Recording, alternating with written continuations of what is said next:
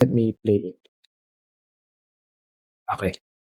So I'll be very happy, and a victory would be awfully nice too. A victory. Hmm. To me, that comes off as a little cocky or brash. Well, When you come out here, you know what I'm saying, your I first pro understand. tournament, you say, I can win. I've always figured that why go to a tournament if you're not going there to try and win? I always explain to my dad, second sucks, and third's even worse. It's just a feeling But I on have. tour, that's not too bad sometimes, though. That's not too bad, but I want to win. You'll learn. I'm just kidding you. I'm sorry I had to say that. You'll learn. I have learned something. I think it's better than I thought you'd be. Son, are you better than I thought you'd be? Just certainly, yes. What we can learn about that particular video is how important self dialogue is, yung inner dialogue natin sa sarili natin, and most especially in ways na if you are being presented with something na tina-challenge yung anong gusto mong gawin. Parang nung nakita ko yung video na to, something interesting. Kasi syempre, meron palang ganitong video na merong twist. That's the reason why I got interested with Tiger Woods. And by the time na nag-research ako, siya pala yung pinakabata na nanalo ng Masters. So Masters is a golf tournament sa US. Isa sa mga prestigious na event. Ano siya, hinasa na siya ng tatay niya. Vietnam War veteran. Tapos, Ba't siya tinawag na Tiger? That's a good question.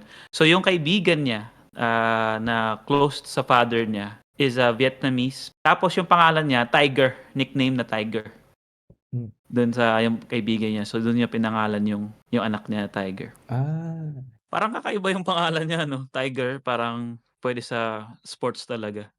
Parang born to win talaga eh. Pangalan diba? pa lang. Born to win. Yeah, exactly. Born to win. Balik tayo doon sa interview na yun. Sa akin, siguro ang natutunan ko doon is when you do something, you really have to go all in. You kasi, di ba? You play to win. Yun nga, di ba sabi niya? Sabi. Oo. Actually, nung nasa office din ako, nung nag-apply ako na maging trainer, yun lagi iniisip ko. You play to win. Kasi papasukin mo yan para matanggap ka, di ba? Para manalo ka. Kaya ka papasok sa tournament, kaya ka papasok sa competition, sa mga ganyan. Gusto mo manalo. Diba? Yun yung end goal ba? Kung papasok ka dyan sa tournament para sasabihin mo, hindi, experience lang. Talagang matatalo ka. Diba? So I think that's the main lesson that we can get there. Na when you do something, hindi lang sports or hindi lang sports tournaments, anything that you do, you give it your all. Wag mong i-half-ass. Parang siguro tama din interviewer, may pagkakaki talaga yung Oo naman. Pero kasi, bata kasi sino bang maniniwala sa'yo kundi sarili mo lang, di ba? sarili mo lang din. Totoo yan. Kasi yun nga, ganun din. Beauty, di ba sabi nila, beauty is in the eye of the beholder. Kung tingin mo sa sarili mo pangit, makikita rin ng iba na pangit ka. But of course, hindi rin natin pwedeng parang hindi rin naman maganda yung overconfidence. Ay, sa bagay, kasi medyo matanda na siya dun kahit dun sa unang interview. So, kung bata pa lang, nag-golf na siya, may pinanggalingan yung confidence niya. May basis. Totoo. May foundation na siya. Exactly. That's a word. Foundation na. It's all about dedicating yourself to that craft na gusto mo, 'di ba? Kung i-dedicate mo yung sarili mo doon, you do it repetitively over time. Sabi nga nila, 'di ba? It will take you 5 years to be a master of something. 5 years daw para ma-master mo ang isang bagay. 5 years of doing it every day or doing it consistently. We have a long way to go. May 5 years pa tayo para ma-master ang podcast. Siguro sa akin may rin ang perspective ko rin sa sa individuality. Ikaw yung mas nakakakilala sa sarili mo. Sarili mo. 'Di ba? Pag may mga bagay na alam mong kaya mo, kunwari sa school, pag may subject kang alam mong ito yung forte mo, 'di ba? You know yourself na you know to yourself na mapapasa mo yung test mo dito. Kahit anong mangyari.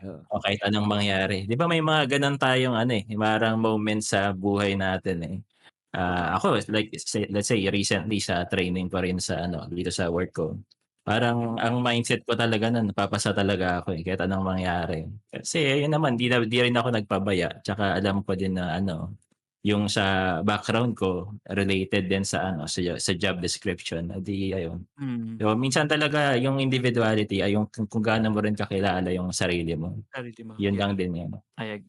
Yun yung nakakatawa no? Kasi alam naman natin na lahat tayo, alam natin yung strengths and weaknesses natin. Pero pag interview, tinanong tayo, what are your strengths and what are your weaknesses? Wala tayong maisagot Oo. di ba? Pero deep inside, alam mo talaga yung Yeah, weaknesses totoo. mo and yung strengths mo. Pero ayun, tama ka naman doon, Alvin, na you know yourself more than anyone else.